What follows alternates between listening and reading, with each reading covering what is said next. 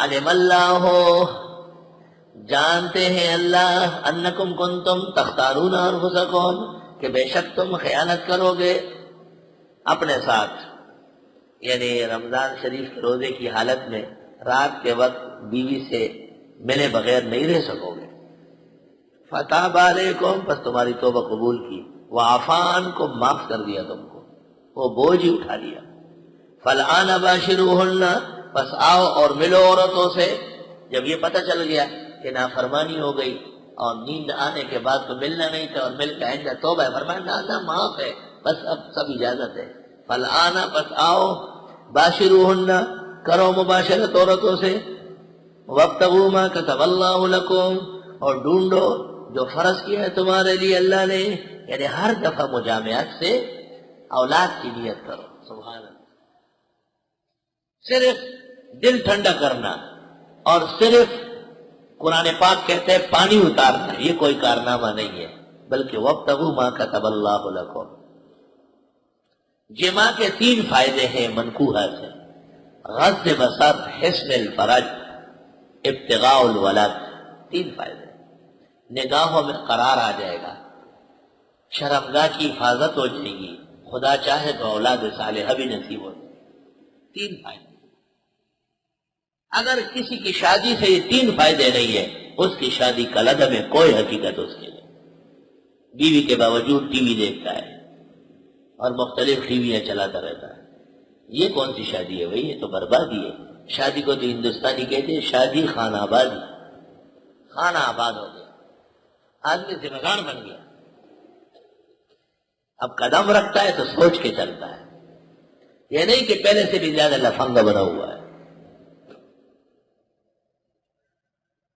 فالآن باشروہن، پس آؤ ملو بیویوں سے، وابتغوا ما كتب اللہ لکم، ڈھونڈو جو لکھا تمہارے لیے اللہ نے، وکلوا واشربوا، کھاؤ پیو روزے میں، حتی یتبین لکم الخیط الابیض، یہاں تک ظاہر ہونے لگے سفید داغا، من الخیط الاسود، سیاہ داغے سے، من الفجر، یہ وقت فجر ہوگا۔ رات بھر کھاؤ پیو، روزہ نہیں ہے، لیکن جب سفید داغا سیاہ داغے سے علیحدہ نظر آ جائے تو یہ علامت ہے کہ دن شروع ہو گیا، صبح صادق ہو گئی ہے، اس کو کہتے ہیں سفید سحر۔ بس اب کھانا پینا اور جماع سب بند۔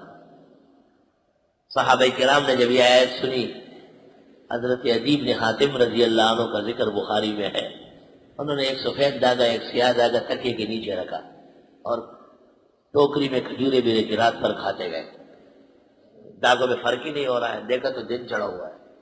حضرت صلی اللہ علیہ وسلم نے فرمایا انک لعریض الخفا، سبحان اللہ جاءت السماء فی وسادتک، اتنا بڑا آسمان تیرے تکیے میں آ گیا تھا کیا؟ فرمایا خیط ابیض سے مراد سفید سحر ہے اور خیط اسود سے مراد ظلمت اللیل ہے۔ ثم اتموا الصیام الی اللیل، پھر پورا کرو روزہ رات تک، رات شروع ہوتے ہی روزہ ختم۔ اہل سنت کا عقیدہ ہے کہ جب وقت مغرب داخل ہو جائے تو روزہ افطار کرنے میں اور مغرب کی نماز پڑھنے میں دیر نہیں کرنا چاہیے۔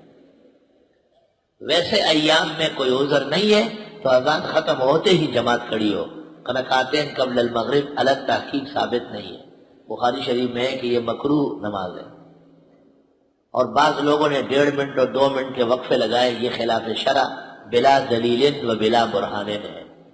یہ کہنا کہ رمضان شریف میں تو رمضان میں عذر ہے، سنت طریقہ ہے کہ پہلے افطار کر لو۔ جب سارا محلہ افطار کر کے آئے گا تو گھر سے نکلیں گے بھی چلیں گے بھی، تو افطار کر کے پانی پیے، کھجور کھائے، پھر گھر سے روانہ ہو جائے، محلے کی مسجد میں پہنچے، تو اتنا انتظار کرنا فقہی اور حدیثی طور پر امام کو قوم کے لیے جائز۔ استاد گرامی قدر مولانا مفتی ولی حسن رحمۃ اللہ علیہ نے مجھ سے پوچھا، نئے میں یہاں امام تھا، کراچی میں اس زمانے میں وقفہ کم ہوتا تھا، تو مجھ سے پوچھا کتنا وقفہ کرتے ہو؟ میں نے کہا 10 منٹ کرتا ہوں، 15 ہو جاتے ہیں۔ تو حضرت نے فرمایا، مفتی کفایت اللہ نے، 10-12 منٹ لکھے، زیادہ نہ کرو۔ میں نے کہا حضرت وہاں 10-12 منٹ میں ضرورت پوری ہوتی تھی، یہاں 15 منٹ میں ہوتی۔ مفتی کفایت اللہ سے اس وقت تک اتنی ضرورتیں پیدا ہو گئی ہے کہ 10 منٹ 15 منٹ ہو جائے۔ ہر شخص اس بات کی کوشش کرتا ہے کہ جلدی فارغ ہو. نماز مغرب مقصود ہے، افطار مقصود نہیں، افطار سنت ہے. اب فقہاء نے لکھا ہے اگر کوئی شخص پہلے نماز پڑھے پھر افطار کر لے مکروہ ہے. نماز بھی مکروہ ہے، روزہ بھی مکروہ ہے، سنت کے خلاف ورزی کی وجہ سے، الا یہ کہ کوئی چیز نہیں ملی اور نماز قضا ہو رہی تھی. وَلَا تُبَاشِرُوهُنَّ، پہلے فرمایا تھا نا کہ ملو بیویوں سے، اب فرمایا مت ملو عورتوں سے. وَأَنْتُمْ عَاكِفُونَ فِي الْمَسَاجِدِ، اور تم اعتکاف میں ہو مسجدوں میں.